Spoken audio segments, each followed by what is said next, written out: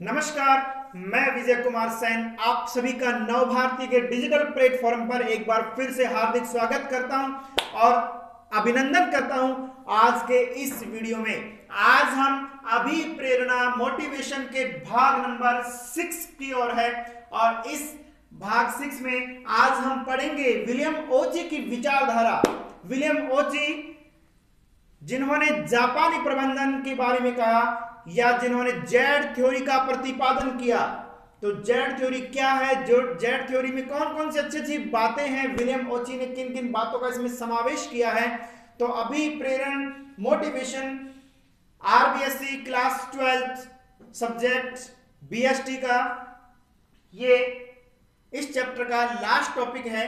ठीक है, तो आइए चलते हैं बिना समय गंवाए क्लास 12 के इस वीडियो की ओर और जानते हैं कि विलियम ओची की जेड विचारधारा क्या है।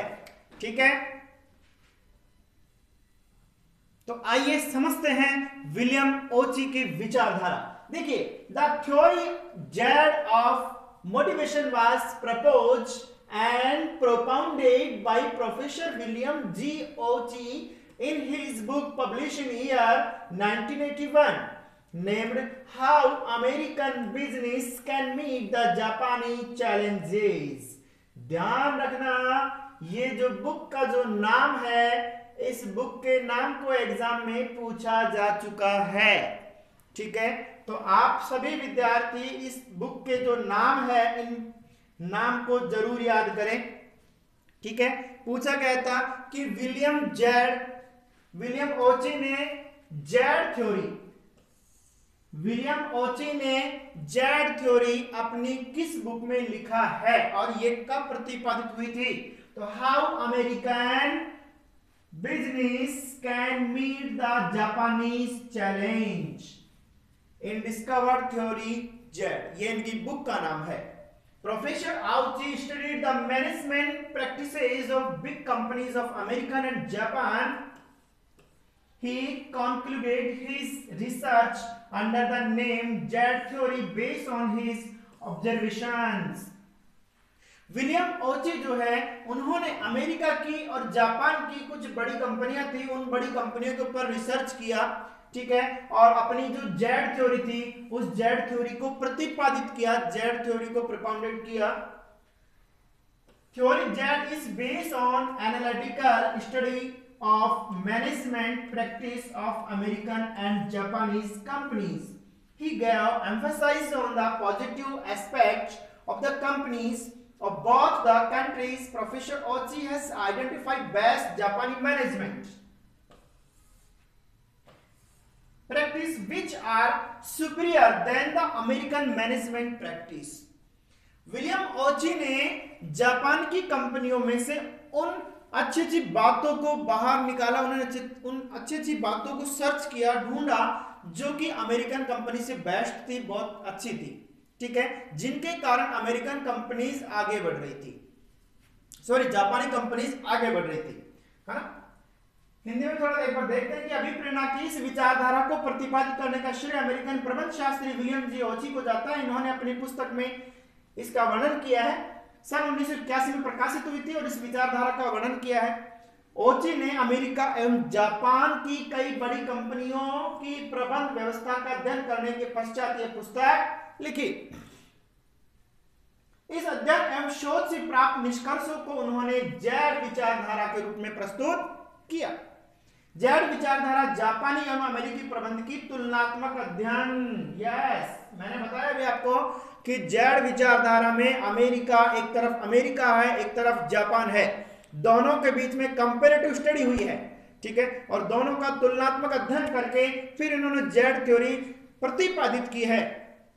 इसमें जापानी तथा अमेरिकी कंपनियों की अच्छाइयों को शामिल किया गया। यस, प्रोफेसर ओची ने मूल रूप से इस विचारधारा में जापानी प्रबंध की उन विशेषताओं को उजागर किया है जिसकी वजह से यह अमेरिकी प्रबंध से श्रेष्ठ माना जाता है। जापानी कंपनियों में ऐसा क्या खास है, ऐसी कौन सी अच्छी बातें हैं जिनके कारण वो अमेरिका से बेस्ट करती है।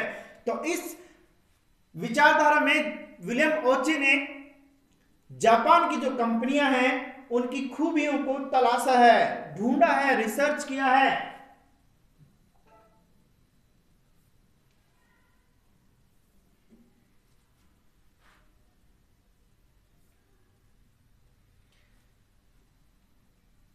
अब पढ़ते हैं कौन कौन सी अच्छी बातें हैं, देखिए, है ना, जो उन्होंने रिसर्च किया है, जो उन्होंने ढूंढा है।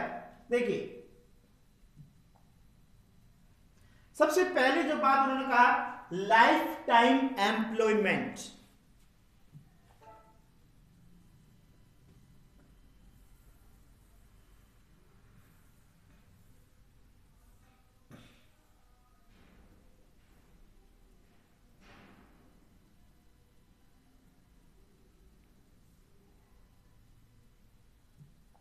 सबसे पहले उन्होंने कहा लाइफ टाइम एम्प्लॉयमेंट, आजीवन रोजगार।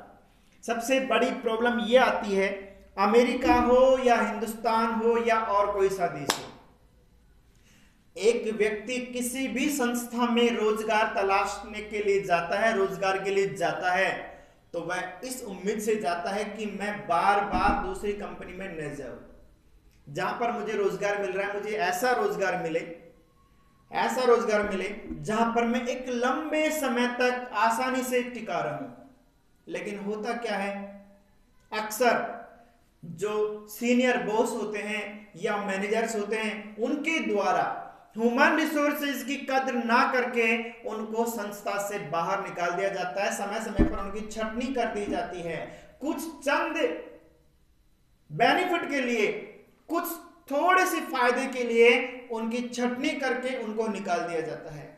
ऐसी कंडीशन में कंपनी को, संस्था को तो थोड़ा फायदा हो जाता है, लेकिन वह कर्मचारी जिसने अपने पूरे दिल और दिमाग से, अपने पूरी मेहनत से, अपने पूरे जी जान से संस्था को समय दिया, संस्था के लिए सब कुछ किया जो उसे करना चाहिए था, आखिरकार उसके ऊपर क्या बीतती है, उसके मन में क्या फीलिंग आती है कि ये सिर्फ सब बातें काल्पनिक थी, ऐसा नहीं करना चाहिए था।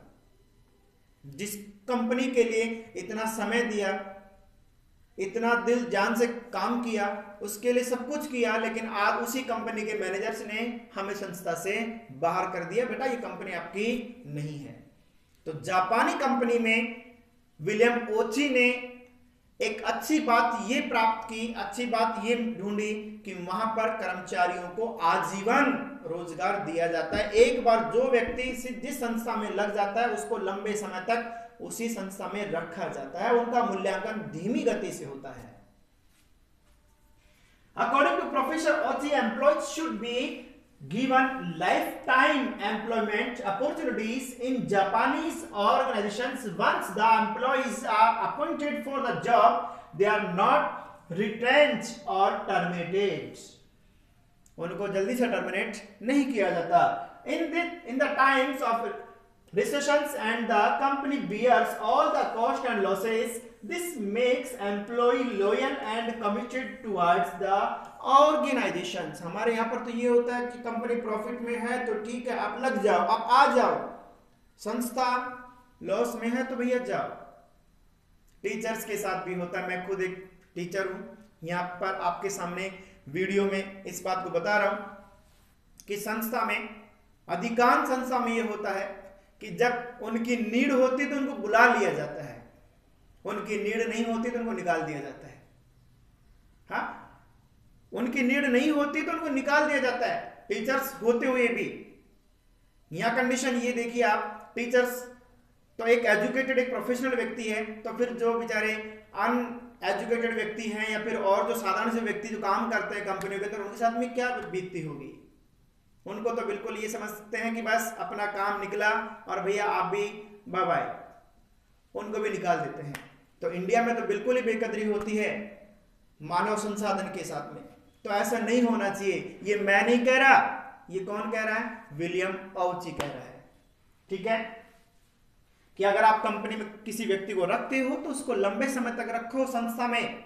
अगर आप उसका अच्छा बैकअप देखना चाहते हो, अच्छा प्रेजेंटेशन देखना चाहते हैं तो ओची के मुताबिक कर्मचारियों को जीवन पर्यंत रोजगार दिया जाना चाहिए। जापानी संस्थान में एक बार चयन के पश्चात मंदी काल में भी कंपनियां किसी कार्मिक को छटनी या जबरन छुट्टी नहीं करती। क्यों? क्योंकि भैया ये तो समय है। कोरोना काल में हमने पढ़ा हिंदुस्तान में लाखों करोड़ों लोग बेरोजगार हो गए, उनको निकाल दिया गया, यहां तक कि उनको पूरी पगार भी नहीं दी गई, पूरी सैलरी भी नहीं दी गई। अरे कंपनी वाले, संस्था वाले, आप तो कैपेबल हैं, उन मजदूरों का क्या होगा जिनका गुजारा आपके भरोसे चलता है?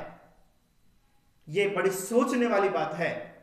आप कैपेबल हैं, हो सकता है आपका एक साल लॉस में चला जाएगा तो भी आप रोड पे नहीं आएंगे, लेकिन अगर बेचारे वो कर्मचारी जिनको अगर साल भर तक रोजगार नहीं मिला तो उनकी लाइफ बर्बाद हो जाएगी।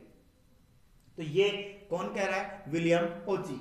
मंद गति से मूल्यांकन और पदोन्नति कि कर्मचारियों का मूल्यांकन आप जो कर रहे हैं ना, ऐसा मत करो कि तो जब भी कोई कर्मचारी कोई व्यक्ति संस्था में आता है तो पूरी जोश और जुनून में आता है, आप देखते हो यार ये कर्मचारी बहुत अच्छा है।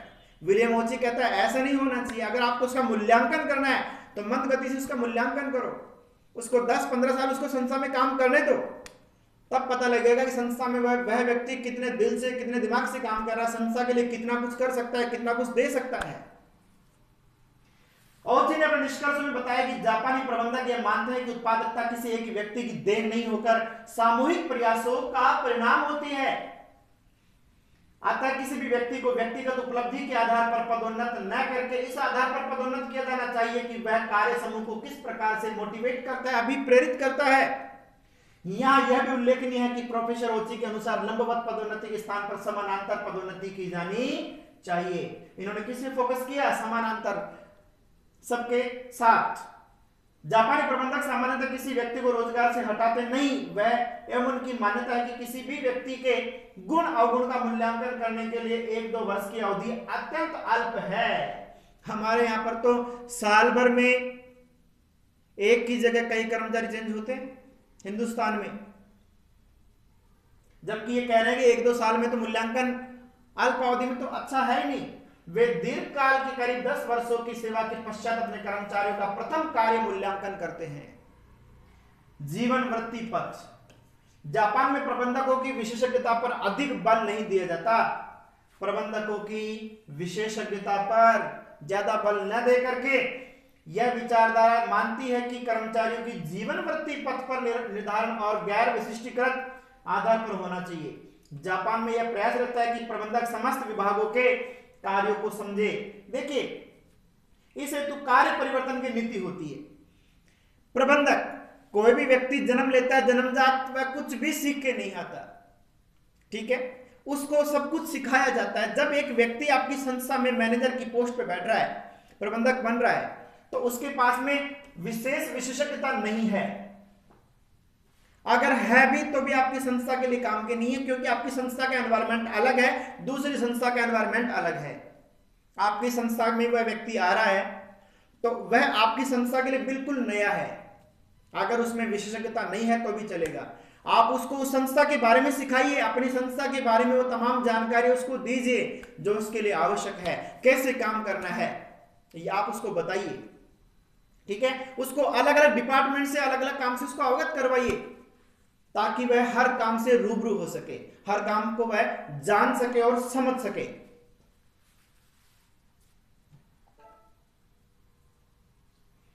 अगला बिंदु है मानवीयता पर बल।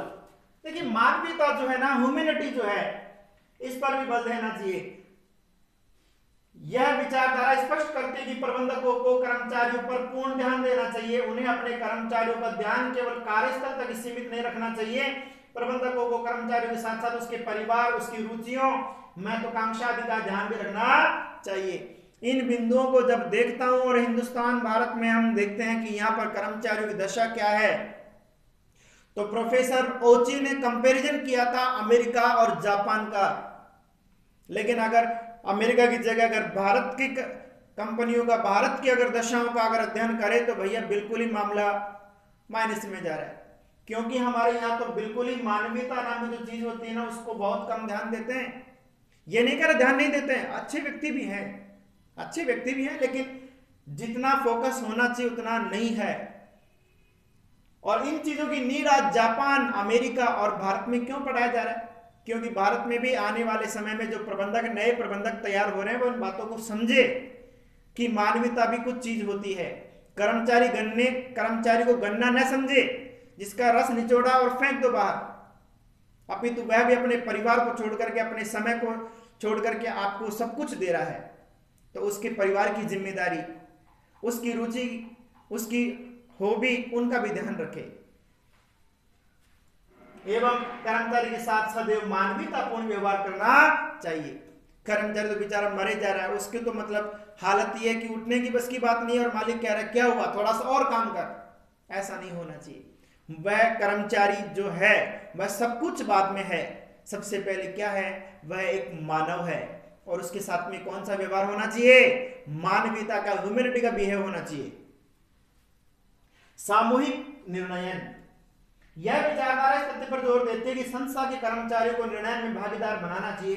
कर्मचारियों की बात को आप लागू करें या न करें, लेकिन आप उनसे विचार विमर्श जरूर करें ताकि उनके अंदर आत्मीयता का भाव जागृत हो, उन्हें भी तो ऐसा लगे कि हाँ ये संस्था मेरी है।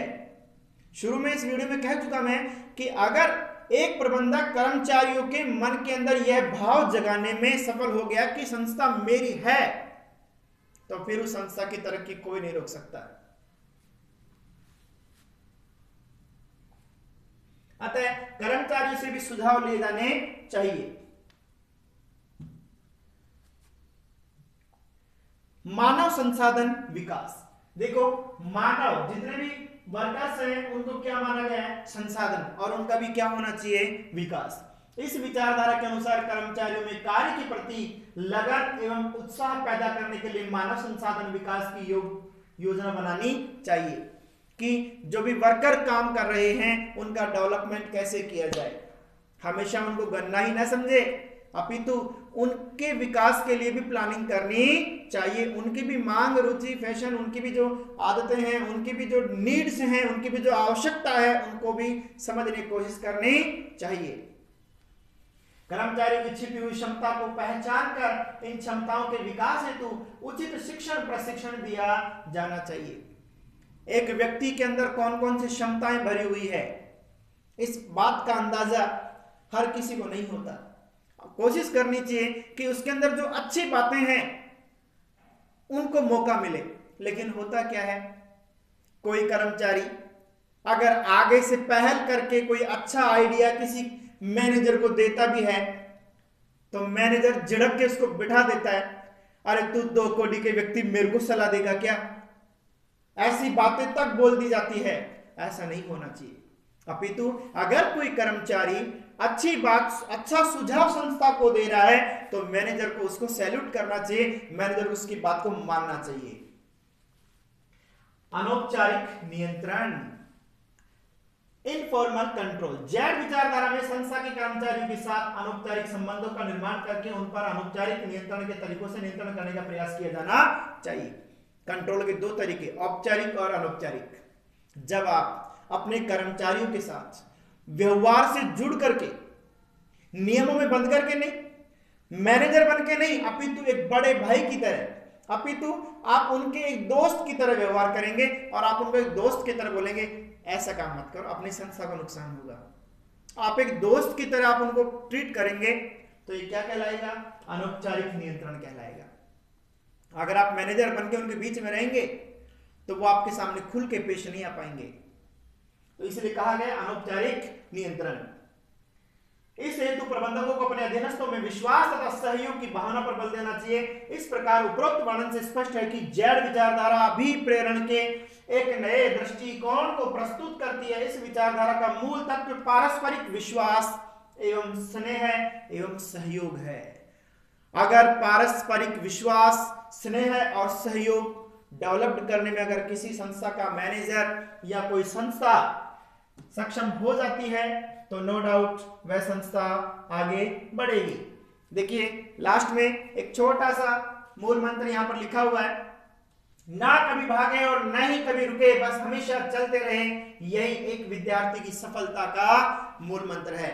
बच्चों फिर मिलेंगे अगले वीडियो में। अगले चैप्टर के साथ। तब तक के लिए नमस्कार, जय हिंद, जय भारत। लाइक एंड सब्सक्राइब करना मत भूलिएगा।